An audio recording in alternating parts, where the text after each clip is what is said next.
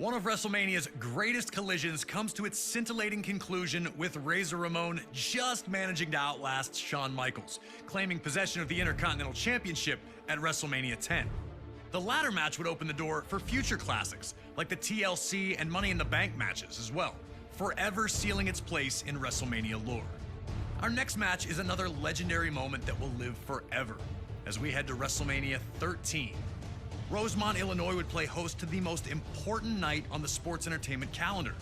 And on this night, a match that is the literal definition of an all-time classic unfolded. Bret Hart had been the face of WWE's new generation for years, proudly defending the WWE Championship against all comers and defending WWE's honor against its most heinous villains.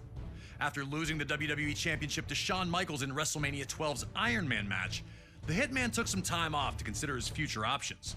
When he returned, roughly 6 months later, there were drastic changes to the landscape of WWE's universe. Top among those was the rise of Stone Cold Steve Austin. The man who started the year off as Ted DiBiase's ringmaster would find freedom in his true identity, dropping his manager and finding superstardom in the wake of his 1996 King of the Ring tournament victory. Austin 316 says I just whipped your ass. WWE was trying to find its attitude, but the seeds of change were being planted in the fans who had rallied around Austin. His no-nonsense attitude had made him the ultimate anti-hero. This acceptance of someone who flaunted his breaking of the rules didn't sit right with the Hitman. When Bret made his return, he immediately challenged Austin, who was more than ready to answer the call. The two battled at 1996's Survivor Series, where Hart won in a masterful performance of a feverish back-and-forth battle. The loss only made Austin angrier, creating a single focus for him: to ruin Bret Hart's career. He'd eliminate Hart from the 1997 Royal Rumble match after officials missed Hart first eliminate Austin. The night after Hart captured the WWE Championship at Final Four, Austin would interfere in Hart's first defense on Raw, ending the reign before it could even get started. WWE officials would pit the rivals against each other in a no disqualification submission match. The loser would be forced to admit they were defeated by the better combatant. To make sure that order would be maintained, a special referee was assigned. While Hart had the edge in submission wrestling, Austin was no slouch in that department. And he also had one other thing going for him: his promise to the world that he would never in a million years give up. Once the match started, these two unleashed months of hatred on one another. We were lucky enough to talk to the Rattlesnake himself, Stone Cold Steve Austin, to get his thoughts on this classic encounter.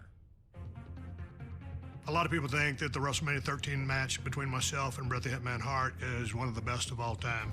Certainly one of the best in all of WrestleMania.